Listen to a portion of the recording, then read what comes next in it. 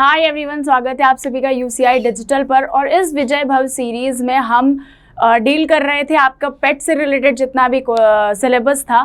तो ये आपका जनरल अवेयरनेस का क्लास है जिसमें हम आपका जो टॉपिक दिया हुआ है सिलेबस में बुक्स एंड ऑथर्स, तो उससे रिलेटेड क्वेश्चंस लेकर के आए हैं। और मैंने आपको इससे रिलेटेड एक पार्ट ऑलरेडी कवर करा दिया है जिसमें हमने बहुत सारे क्वेश्चंस देखे थे।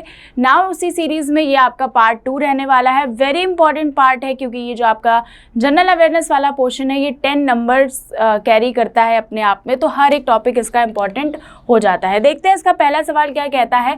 साहित्य लहरी और सूरसागर जो है वो किसके द्वारा लिखी गई पुस्तकें हैं।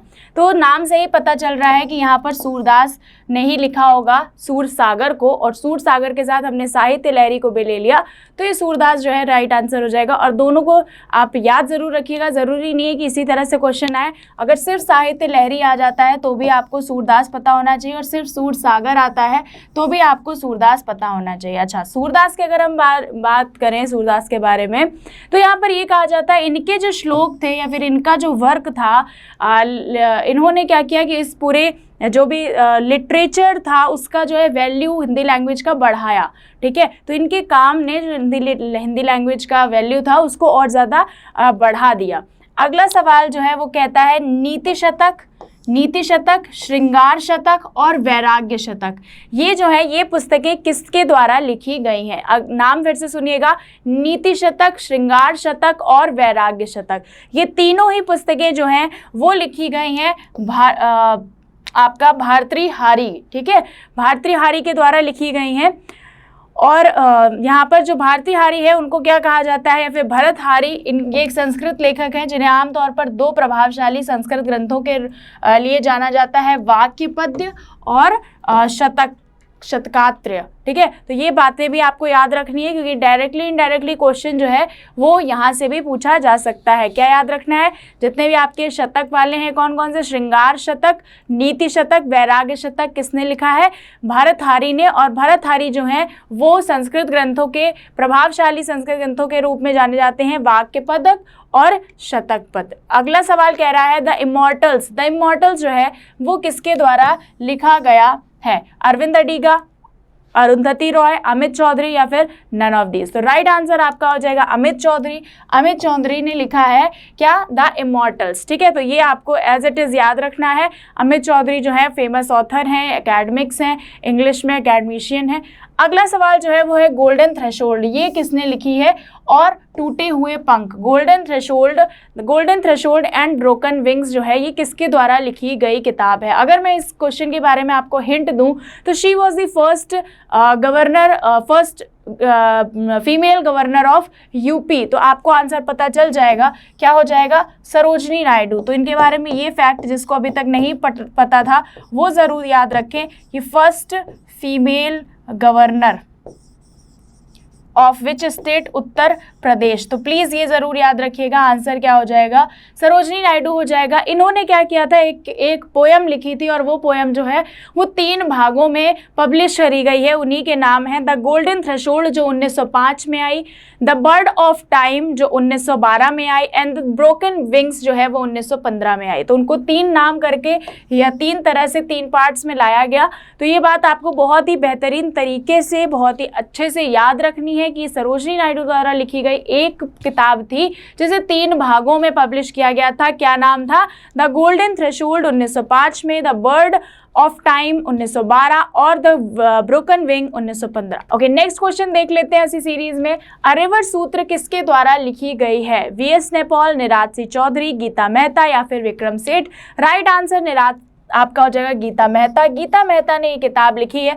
कौन सी रिवर से रिलेटेड है, तो नर्मदा रिवर से रिलेटेड है। तो ये बिल्कुल आपको अच्छे से पता होना चाहिए, दोनों बातें क्यों, क्योंकि कभी कभी क्वेश्चन जो है ऐसे भी पूछा जा सकता है कि a river Sutra written by Gita Mehta is related to which river. तो फिर आपको पता होना चाहिए ना, is related to Narmada. Basically ये जो होता है ज़्यादातर गंगा जो है दिमाग में ज़्यादा आ जाएगा कि लोगों ने अगर लिखा होगा तो गंगा के बारे में लिखा होगा। होगा, क्योंकि गंगा सबसे बड़ी नदी है, पवित्र नदी मानी जाती है भारत की। लेकिन आंसर यहाँ पर नर्मदा है, और नर्मदा को पूजा जाता है as a daughter of god Shiva. तो भगवान शिव की पुत्री के रूप में नर्मदा को पूजा जाता है, तो ये बात आपको ध्यान रखनी है।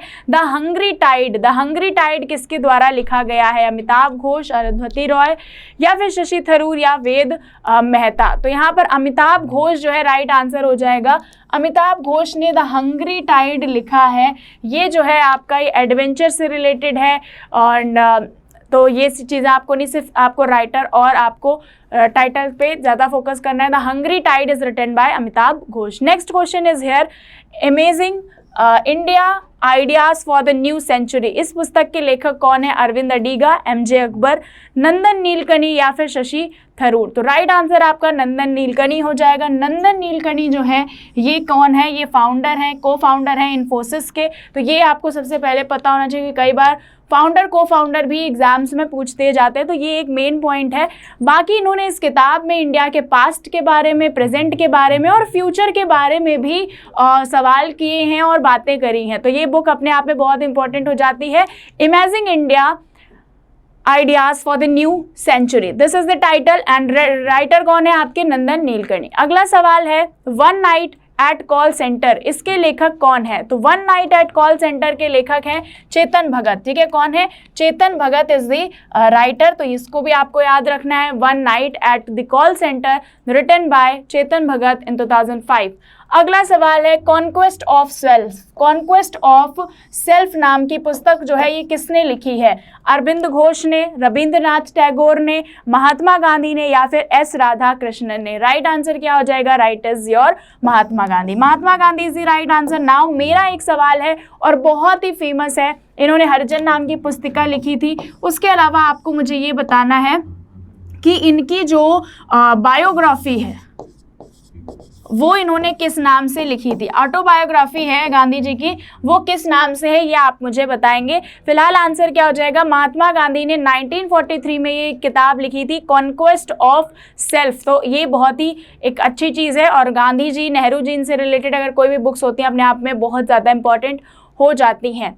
अगला सवाल है, अ पैसेज टू इंग्लैंड, ये किसके द्वारा लिखा गया है? तो निराज सिंह चौधरी, आर के नारायण, खुशवंत सिंह, या फिर आपका न्यायंत्रा सहगल। तो राइट आंसर आपका निराज सिंह चौधरी हो जाएगा। निराज सिंह चौधरी ने 1955 में इनके साथ जो घटना हुई थी, बीबीसी ने इनको हायर किया कुछ लेक्चर्स देने के लिए, और फिर जो 8 लेक्चर्स इन्होंने वहाँ पर दिए, उन्हीं लेक्चर्स को एक बुक के रूप में कंपाइल करके as a passage to England के नाम से उसको पब्लिश किया गया। तो ये अपने आप में एक इंपॉर्टेंट चीज हो जाती है इससे रिलेटेड। और याद आपको ये रखना है कि इसके पीछे की स्टोरी, तो आपको ये याद आ जाएगा अपने आप जब भी आप इसके रिलेटेड क्वेश्चंस और ऑप्शंस देखेंगे। अगला सवाल है, playing to win. Playing to win जो है किसके द्वारा लिखी गई है? सलमान रशीदी, साइना नेहवाल, नदीम असलम, या फिर हर्ष मंदेर। तो राइट आंसर आपका साइना नेहवाल हो जाएगा। ये इनके द्वारा लिखी गई इनकी ऑटोबायोग्राफी है। ठीक है, तो playing to win, my life on and off court, तो ये जो है ये किससे रिलेटेड है? साइना नेहवाल। और साइना नेहवाल जो है वो क्या खेलती हैं? आपका बैडमिंटन खेलती हैं, टेनिस खेलती हैं, क्या खेलती? क्योंकि अक्सर जो बैडमिंटन और टेनिस प्लेयर में कन्फ्यूज़न हो जाता है, तो आप मुझे ये जो है कमेंट करके बताएंगे, कमेंट प्लीज़। परिणीति चोपड़ा ने जो है इनकी जो ऑटोबायोग्राफी है उस पर मूवी भी बनाई हुई है, तो अब आपको याद आ जाना चाहिए कि ये कौन सी प्लेयर की बात हो रही है। नेक्स्ट क्वेश्चन जो है आपका, the free thinkers prayer book was written by Khushwant Singh, Tavleen Singh, Salman Rushdie, या फिर आपका नदीम असलम। राइट आंसर आपका खुशवंत सिंह हो जाएगा। तो फ्री थिंकर्स प्रेयर बुक ये किसकी है? खुशवंत सिंह की। तो ये इसको एज इट इज़ आप याद रख सकते हो, बाकी अगर आप पढ़ना चाहते हो तो इससे रिलेटेड यहाँ पर चीज़ें दी हुई हैं।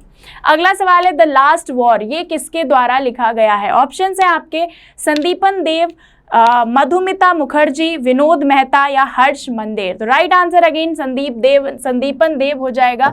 ए will be your right answer. और टाइटल क्या था बुक का? The last war. ठीक है, the last war is written by Sandipan Dev. तो यहाँ पर आपका जो है बिजनेस था, फैमिली से रिलेटेड, और कुछ इलीगल एक्टिविटीज़ में वो फैमिली इन्वॉल्व थी, तो उससे रिलेटेड ये किताब है, तो वो लिखी गई है।